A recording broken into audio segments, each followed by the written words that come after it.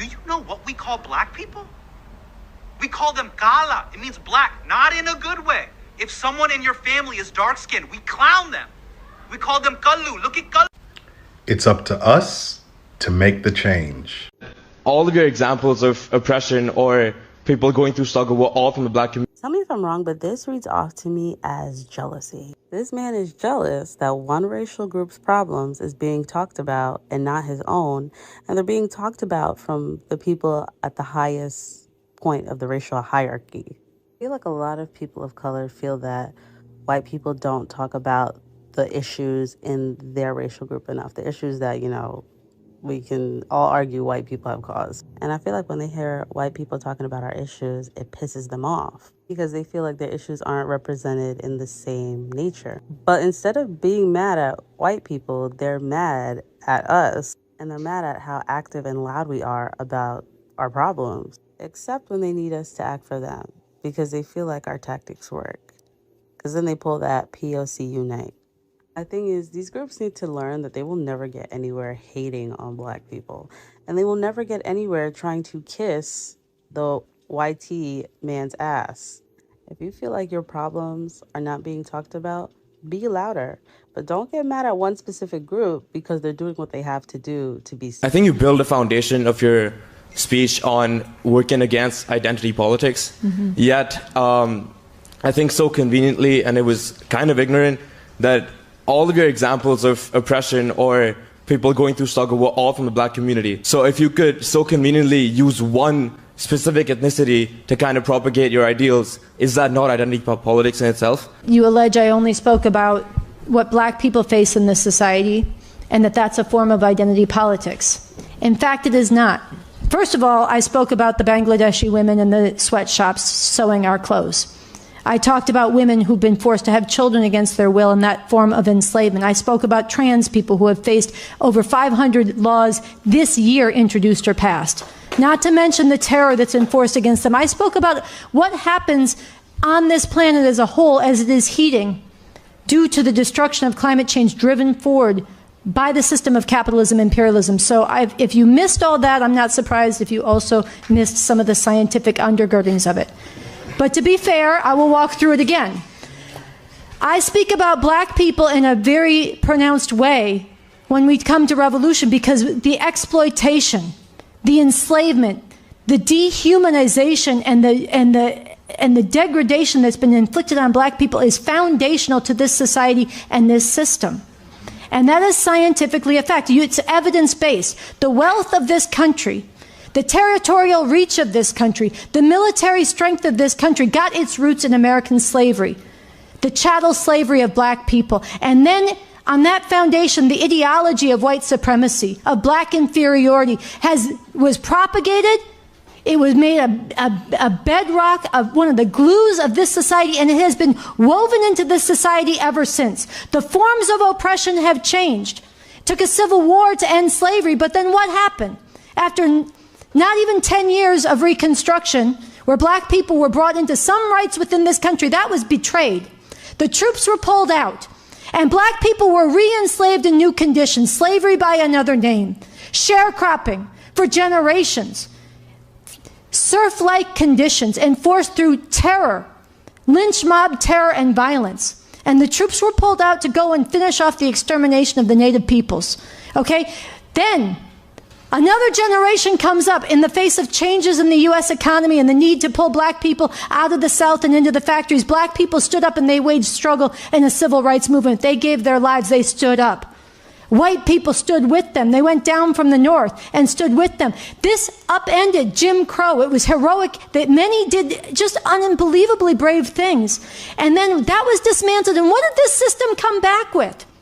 A new Jim Crow of mass incarceration that has ground up millions of black lives. So when I tell the story, this is science, when I tell the story of a black woman in Harlem with binoculars next to her window watching in terror every time her 12-year-old, 13-year-old son crosses the street because of what police do every day to black people. Every fucking day. When I talk about that, that is a particular that concentrates a huge reality that is defining to this country. And that's scientifically true. It's evidence-based. It's woven into the fabric of this society. It's culture, it's economics, and it's global reach. And so we could debate. If you want to argue that's not scientific, bring some evidence. If you didn't hear the science, then please. No, go ahead. Go ahead. Tell me that it's a marginal thing. Tell me that to talk about that, I'm pimping off of it. I'm acknowledging reality. You want to say it's not defining to this country, that we shouldn't talk about it? I want you to talk about it. I am talking about it, yeah. Okay, so just the fact that something actually happened or is true, doesn't, anything that's empirically based is not science, right? It's like saying anything that's true is a scientifically, like, it's science. It's not. So I understand. Okay. Okay. Let me help. Oh, go ahead. Maybe he should get the mic.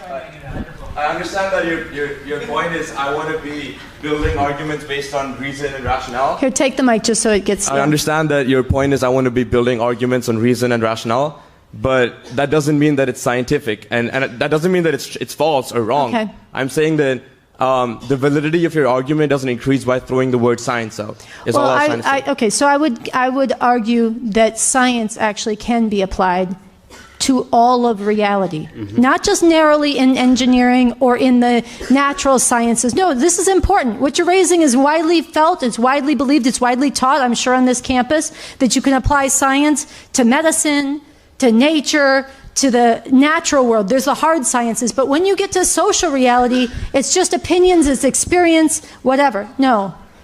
You can apply science to everything. Everything that is part of reality, which societies are, can be analyzed scientifically. Yeah. All science means, in a universal sense, is it's an evidence-based process. You gather evidence about reality, and you look for the deeper causes of the patterns in reality. And you can apply that to a society, just like you can apply it to a rainforest, just like you can apply it to a virus. You can say, what is the most defining thing about any given society? What undergirds it? What are the laws and its functioning?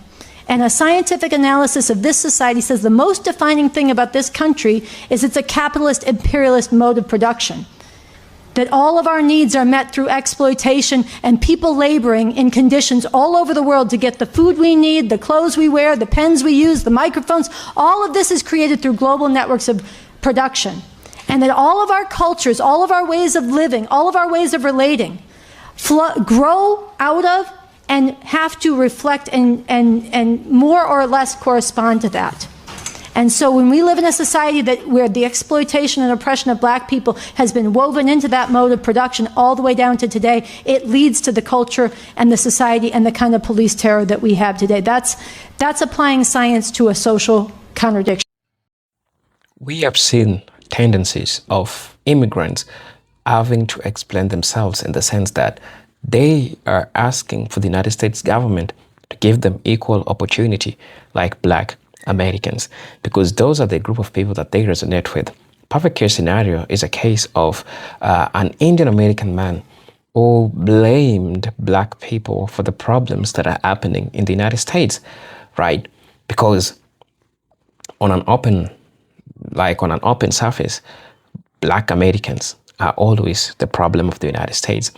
These are a group of people probably who are taught to believe in the stereotypes about black Americans. So when they get into the United States, they already have a mindset that black people are the problem of the United States. And anytime they try to see black people get a convenience, quotes unquote, they also want the same. And they feel like they are doing better and the United States is not rewarding them as it should supposed to be rewarding them. And it's like they're saying that black Americans don't need to complain about the problems because they are the problems. This is the psychology of these people. And this is how, these people have been taught to believe, have been taught to think. And this explains why we are always seeing anti-Blackness, for example, in the Indian community. Because while they're in India, they come to the United States. They come to the United States with a different mindset. They come to the United States thinking already with a blame that black Americans are the enemy, instead of finding out the truth by having one-on-one conversation, by going through history, by looking up to all these things. So This is not just about this Indian man, but generally, the anti-Blackness within the Indian community is also going to be addressed in this video. So brothers and sisters, I really want to hear what you have to say about this. But before that, I just want you to watch this video, and then I'll be back. I'll be sharing my thoughts in regards to this. As you know, I'm your host and presenter, H Stories. But until then, let me see you on my next video. Keep on watching, keep on subscribing. For those who are supporting me, I'm really grateful for the support that you're giving me. So let's get into it. I'll be back. Examples of oppression or people going through struggle were all from the black community. Go back and watch the original video because she reads his ass for filth. The reason why the school that you're going to isn't segregated is because of the work of black folks. The reason why you are not immediately in shackles, I guess, because you're still a slave here, by the way, is because of black people. You're welcome. Y'all want our culture, you want our food, you want our dances, you want our medicine, you want all the things that black people are and provide, but you don't want to read a book. And that's weird for me personally. Y'all don't come over here and like read any type of anything outside of your anti-black rhetoric that you're given from your parents and from other folks who tell you that black people are the reason why this country is whatever. The reason why this country is a foundation at all is because of our labor. Our fucking labor, by the way. And it makes me so crazy to see other brown and black folks, because let's not, Africans have their own words for us. Africans have their own like diaspora war issues with us. But the reason why you're over here is because of black Americans. The reason why you're over here and thriving is because of black Americans. We ain't seen not a fucking lick of reparations, not a lick of it. But y'all got grants, y'all got all types of fucking businesses and shit, thriving businesses. Do you know why that is? I don't think they know why it is. And that's your fucking problem. You're gonna end up just like these white folks, ass the fuck out. And black folks are gonna be fine, specifically black women. I don't have any hope for black men, but that's another story for another day. Brown immigrants will get this one whiff of white supremacy, what do you call them shits? Benefits, white supremacy benefits, and they don't let go. They love it. They love some white supremacy benefits. Y'all have fun with that shit. Really thrive with it. I hope it works for you. On working against identity politics, yet I think it's funny to see how y'all want to be in close proximity to whiteness, but at the same time, you know what? I'm not even gonna say shit, and no other black person should even say shit, because right when this shit blow up in their face, laugh. That's what I'm gonna do. Laugh, bitch. Because you know what? When they overturned Roe versus Wade, that was meant for white women. And now white women can't even get close to a hospital to get abortion safely, because guess what? We took their rights away. That was never meant for no black person, no POC, but it was meant for white women. And now they overturned the affirmative action and all that shit. Bitch, that was meant for whites. It was never meant for blacks. Yeah, it was nice to have it for us to make sure we was included in bitch ass shit, but majority of those universities and stuff was not filled with black people. They were filled with white people. Sprinkle a little black, sprinkle a little Asians, sprinkle a little Hispanic. Baby, it was never meant for us. So therefore, I don't give a fuck no more. Baby, I never gave a fuck. However, this shit is fucking funny to watch, because this shit is gonna blow up in your face. And do not look for the black woman vote, because guess what? I cannot see. I am fucking blind, bitch. I don't know a damn thing. And when that revolution happened, bitch, I got that blicky for your ass. Just know that, bitch. I don't give a fuck no more. Maybe y'all want to be in so close of proximity to whiteness that you don't realize that they're using y'all asses. You never gave a fuck, so baby, guess what we gonna do? Not give a fuck either, because let's call a spade a spade. We told y'all. We've been telling y'all for years, for decades. My parents, my grandparents, my great-grandparents, and so on and so forth. So therefore, when this shit blow up in y'all fucking face, guess what all the black people gonna do? Now I mean it. And not y'all coon ass black people. I mean seriously. Turn the other way. Don't give a fuck. You think they give a fuck about us? Let that ingest in your fucking brain, bitch. all of your examples of oppression or people going through struggle were all from the black community. And that really bothered him. That really did. That tore him up. I don't know what this is about, but I'm noticing an uptick of South Asian people coming out of nowhere, like trying to minimize and like explain the black experience. And I don't like it. Like this is like the fourth, I think, South Asian person. You have the guy with Don Lemon on CNN. You got Ozu, who just got on Twitter talking about Joy Reid and now this situation. And I'm gonna need y'all to stop. It's like, stop it. Like, you're not us. You know what I mean? Like, you're not us. You know, we may have certain experiences where we parallel in that way. Like, both of our cultures deal with colorism. But it's rooted from anti-Blackness. Like I say, you have experiences that parallel, but it's not the same, you know? So, like, don't do that. But that aside, you know, for some people, it's just easier to believe the hype. He clearly has bought into that whole illusion of, you know, here in America, we don't see color. And it's all about, like, your character, your contemporary character. You know, it's all about that. It's all about the things. It's all about, you know, it's all about who you are as a person. And not about, like, what you look like. You know, he bought into all of that. I'm sure he brought into the whole idea that black people were lazy and that we complain a lot and that we're ungrateful and blah, blah, blah, blah, blah. So, like, for him, I'm sure hearing this and it doesn't help that he's hearing it from a white lady, honey. It's really stinging him, I bet, on that part. So it has to be true because a white person is saying it. So I know that's tearing him up too. But it's just like, you know, it is what it is, you know. I would like to think that after getting reamed by this lady, honey, that he went home and, you know, started his path to unlearning all of the BS that he learned and was subjected to in his, you know, growing up and development and navigating the world as a brown person. You know, maybe not, you know, it is what it is. But our history is well documented, you know.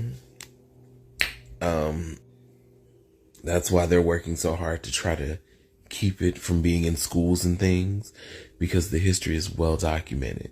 The truth is out there. You just got to go look for it. Period.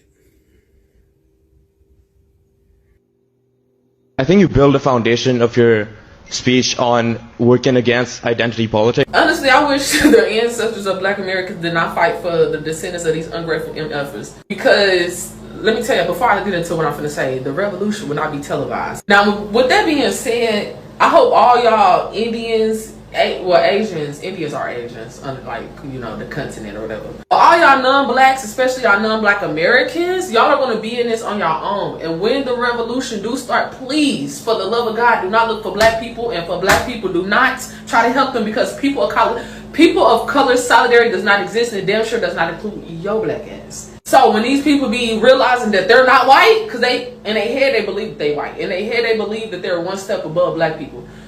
When the revolution happen, y'all asses are going to be the first ones stuck, confused, and most likely dead. Because I promise to God, I'm fighting with a smile on my fucking face. I got a 4-5 and a 2-2. Which one you want? I think you build a foundation of your speech on working against identity politics. This is why when people say, well, Todd, you're a person of color. No, I'm not. I'm black.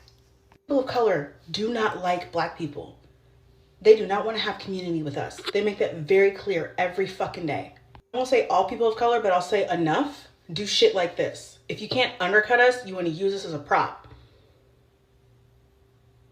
I don't like that shit. Compound that with the fact that every community in the world has their own form of anti-blackness. Hello? One of these things is not like the other. So no, I don't really want to be looped into a group of people who would throw me under the bus without a second thought if they thought it would put them ahead. A lot of people of color, like a lot of white people, like black people for the service that we provide you, for the culture that we provide you. You don't see us as people. So no, we're not BIPOC. I'm black.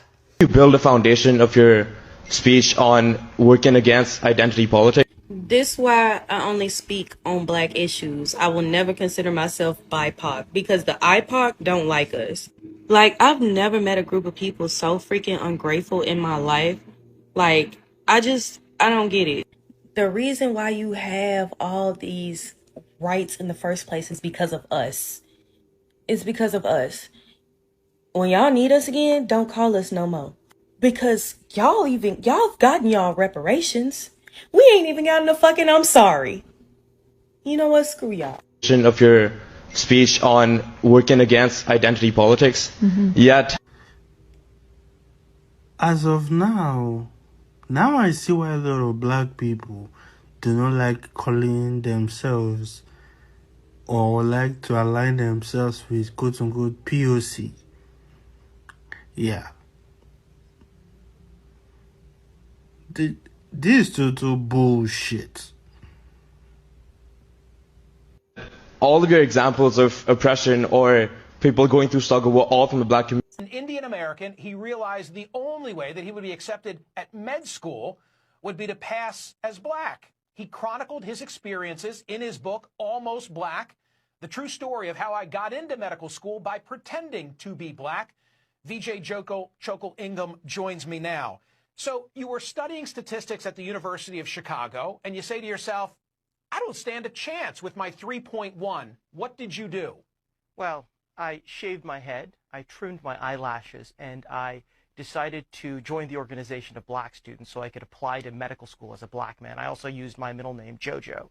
I subsequently interviewed at medical schools across the country and managed to get waitlisted at Washington University and the University of Pennsylvania, then ranked the second, the third, and fourth best medical schools in the country, and got into St. Louis University School of Medicine, despite the fact that my pretty pitiful 3.1 GPA was dramatically lower than their average of 3.7. Where did all the hate for India come from? I don't know if this is just an American thing, but like I've just been seeing it a lot lately, and it's just in random videos. So I have been trying to figure out really the best way to address this without getting outright canceled, but I'm not sure there's a way to do that. So I'm just gonna say it.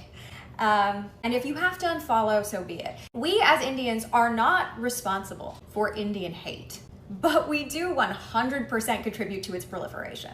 I know that's hard to hear, but let me explain. The problem is twofold. While the West treats Indians, and honestly, to some degree, all South Asians as a monolith, we are aware that that is not the case, and certainly do not treat each other that way. We are so desperate to clamor for hierarchy amongst ourselves. Whether you're a Punjabi mocking Gujaratis for their motel chain, or a Gujarati mocking a South Indian for his skin tone, we are often awful to each other. Hell, we allowed a comedian like that Akash Singh to build his entire platform off of pathetic early 2000s era stereotypes of us. People like us sit in the audience and clap as he just mercilessly mocks us for how we look and what we eat and who we love and how we worship. And Americans pay him handsomely because that's how they want to see us. Guys, sometimes the call is coming from inside the house. The second problem here is that this desperate pursuit of proximity to whiteness is a hell of an addiction.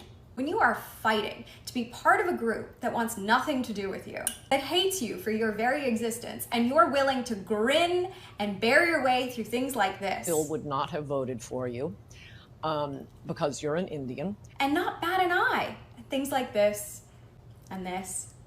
I have brown guys in the comment section of my video on the VIP list just defending their racism. See, it's one thing to tolerate cultural appropriation because you consider it acceptance. I'm not gonna fight with you on that. But it's another to tolerate overt disrespect. So honestly, why should they be expected to respect us when we can't even respect ourselves?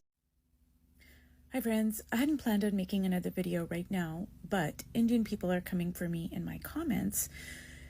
And you know, so I know I'm on the right track with what I'm saying. But what I want to talk about in this specific video is Indian people and anti-Black racism specifically. So whether this is within the country of India, or whether this is when Indian people immigrate to any part of the world, whether it be on the African continent, in North America, South America, wherever, Indian people have And again, I'm not saying every single Indian person, but I'm talking about Indian people generally, our society, our culture, the belief systems that Indian people hold, etc. Indian people are extremely, extremely racist, especially towards Black people. And if you take a Black person who has been around Indian people for any period of time, Black people pick up on this. It's something that is, this is not a secret. Whether you're talking to, say African students who study in India, which there are African students who are there, or whether you're talking about, say, Kenyans. There's a large population of Kenya that are Indian people that have immigrated to that country, or South Africa, or Canada, or, the United States, whatever. But Black people pick up on Indian people's racism because it is quite apparent. It's something that that is there. It's obvious. So I'm just going to give you an example of me, my family, and the Indian people in South Africa. When I grew up there, I spent the first 12 years of my life under apartheid. So we had servants, maids, cooks, gardeners, etc. And all of these people were Africans. They were Black people. And all of the Indians in South Africa had servants. Okay, they were all Black. Now, how were these servants treated? They were treated as subhuman. They were not considered to be human beings with feelings.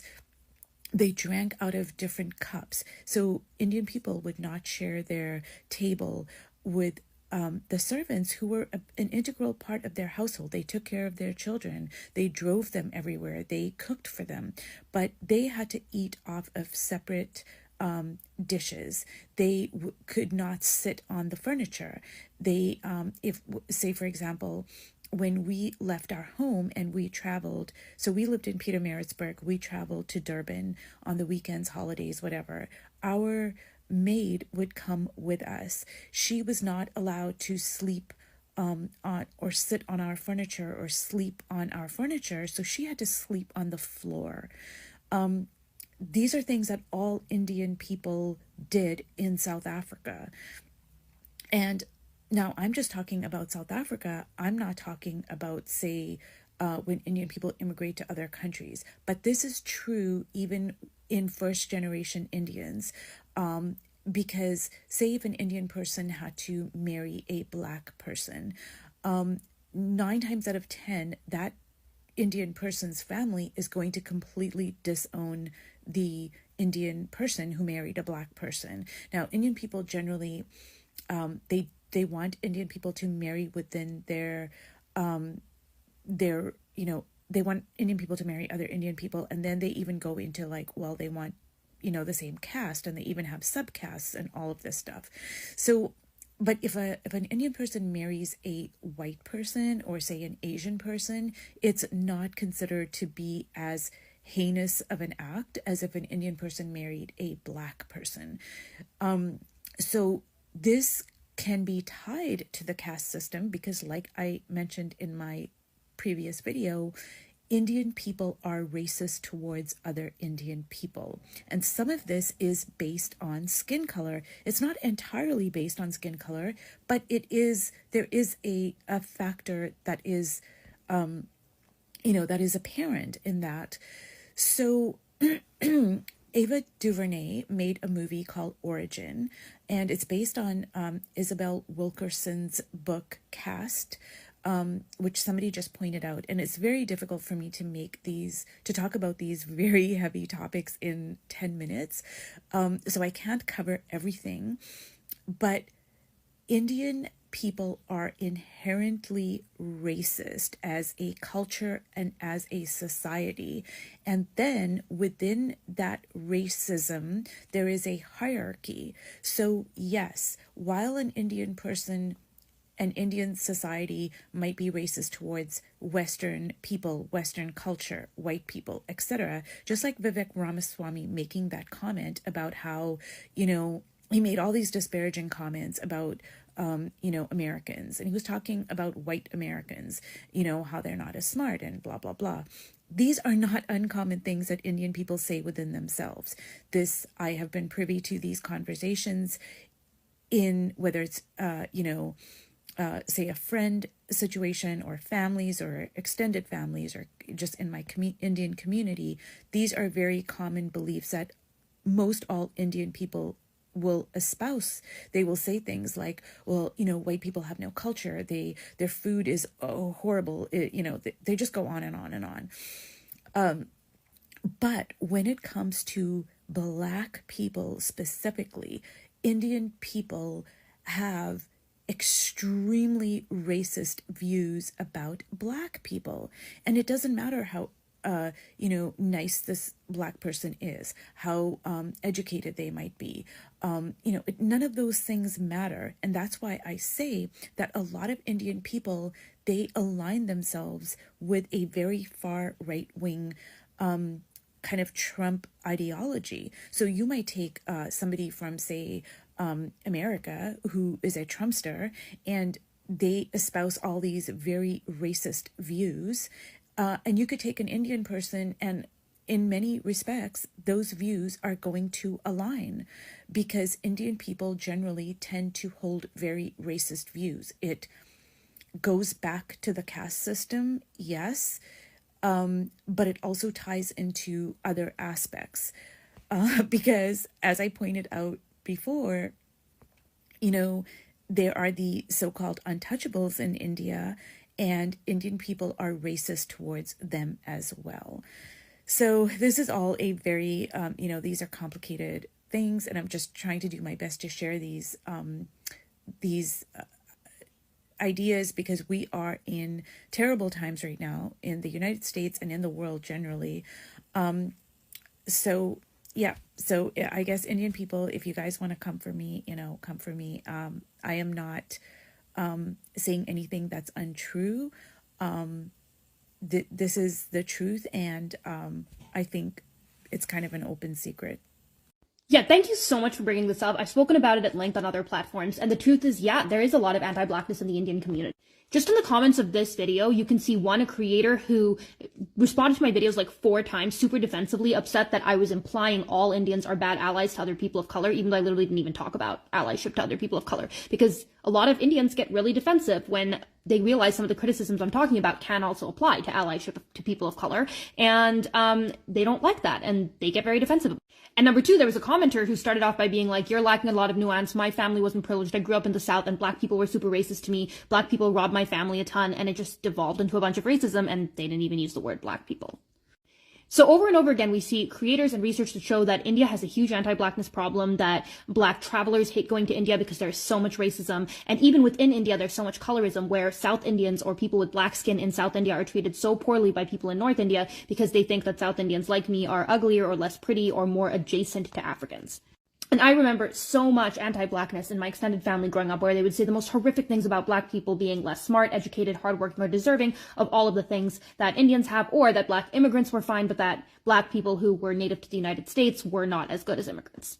So as an attorney, I've worked in criminal justice reform, I've worked in race rights and discrimination, and I know the unique struggles that Black people face in America and are now facing from immigrants of a lot of different backgrounds, because immigrants keep trying to distance themselves from Black people while also taking the benefits of the fact that Black people are always at the forefront of fighting for anti-discrimination and fighting for people not to be treated badly.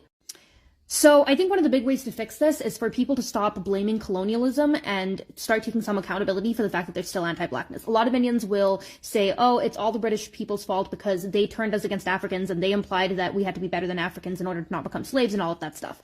And okay, that is true. And it was so bad. Colonialism was bad for everyone. But also today, we can take accountability for the way we treat people. We can say, hey, despite the fact we all had a terrible, terrible colonial past, we need to be treating our Black brothers and sisters as better than we do. We need to stop implying that dark skin means that you're a worse person. We need to stop treating people in our own country who have Black skin or darker skin as worse than people who have lighter skin, meaning in India. And in the United States, we need to realize that Black people are our allies and that we need to support Black rights, not just because a rising tide helps everyone, but because Black people built the country we chose to immigrate to.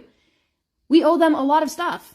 relationships. So this is like, from a young age telling children don't play with black kids. And so I have somebody who told me that they grew up in an all-white community and they had been living in that community for 7 years before a black family moved in, and the person had befriended the black child and they were playing in their house, and their dad came home from work, and when the kid left, the dad said, you cannot play with that person anymore. You're not allowed to play with this black neighbor. And the person who reached out to me said she was so upset and asked, why would you say that? And he's like, well, the white neighbors just accepted us, so we don't want to go backwards. Nobody wants this black family to live here, so we don't want to be friends with them. Otherwise, it's going to look like we're supporting them, and we want to be, accepted and, appreciated and continue to, have the status that we earned in the last 7 years. Right, and that's actually a reoccurring story that I heard as well. Like, no, you can have white friends, you can have other Asian friends, but not black friends.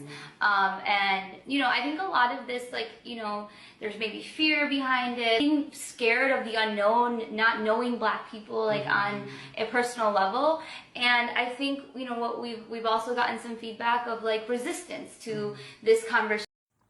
Now, the perception that some Indian Americans blame black Americans for their challenges in the United States, this has to be understood within the broader framework of racial stratification and immigrant incorporation.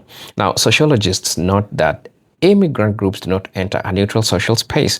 Rather, they arrive into a pre-existing racial hierarchy, historically structured around anti-Blackness, and as I said in the introductory part of the video.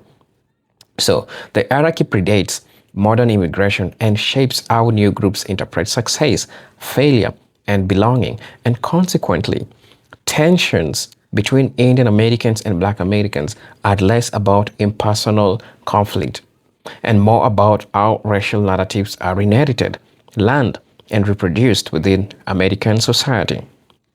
Also at the same time, a central factor in this dynamic is the model minority myth. This is a racialized narrative that portray certain immigrant groups, particularly Asian Americans, including Indian Americans, as uniformly successful due to cultural values, such as hard work, such as education and family discipline, while often framed as praise. This is what scholars argue. Scholars argue that this myth functions as a political tool that obscures structural inequality and frequently weaponized against Black Americans. Now, by implying that success is purely as a result of cultural behavior, and the model minority myth indirectly suggests that Black disadvantage system from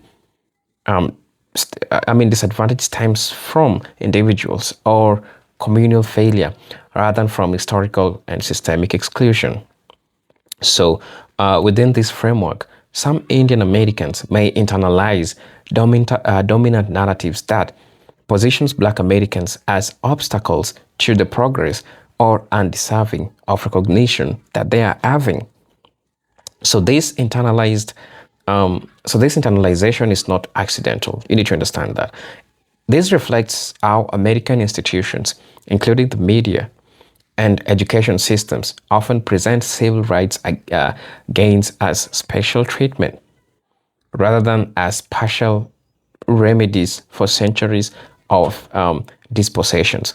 And as a result, demands by Black Americans for political recognition, reparative justice, or cultural acknowledgement may be misinterpreted by some immigrant groups as unfair disadvantages rather than historically grounded claims. So the issue about wanting equal recognition, this further complicates this tension because Indian Americans, likely many immigrant communities, they seek visibility, they seek respect, and they seek acknowledgement of their own contributions to American society. However, scholars emphasize that this recognition is not distributed equally across racial lines, nor it is detached from historical context. Black Americans, centrally in discussion of race, stems from their unique historical position as people subjected to slavery, Jim Crow, and ongoing structural discrimination. When this distinction is flattened, it can produce resentment, which is embedded in misunderstanding of why Black struggles occupy a foundational place in American racial discussion. Also, economic competition also plays a significant role. In urban and suburban contexts, immigrant entrepreneurs and Black communities may interact within constrained economic environments shaped by underinvestment, austerity, and neoliberal policy. Rather than addressing the structural forces that produce scarcity, frustration is sometimes redirected laterally towards other marginalized groups. Now, scholars describe this as horizontal hostility, where groups with limited power compete for recognition and resources, while the structures that generate inequality remain largely unchallenged. And so, importantly, all these dynamics are reinforced transactionally. Anti-Black attitudes are not unique to the United States. They exist globally, including South Asia, as legacies of colonialism and colorism. When Indian immigrants arrive in the US, these pre-existing biases may merge with American racial hierarchies, intensifying community agreement. Immigrant groups may adopt dominant racial scripts that frame Black Americans as perpetual problems, rather than as co-victims of systemic inequality. So from a scholarly perspective, then the tension between Indian Americans and Black Americans is best understood as outcomes of structural forces rather than in inherent group antagonisms. Now, blame direct at Black Americans reflects the success of racial narratives designed to divide marginalized communities and obscure the role of the state, capital, and historical power. Genuine recognition and solidarity require moving beyond comparative suffering and towards a structural analysis that acknowledge both immigrant aspiration and the foundational injustice faced by Black Americans. Now, only through this kind of approach can intergroup tension be transformed into shared political understanding rather than mutual suspicion. So, brothers and sisters, please let me know what you think and feel about this video. I'm your host and presenter, Ejidok Stories, but until then, let me see you in my next video. Peace, love, and harmony. Salute.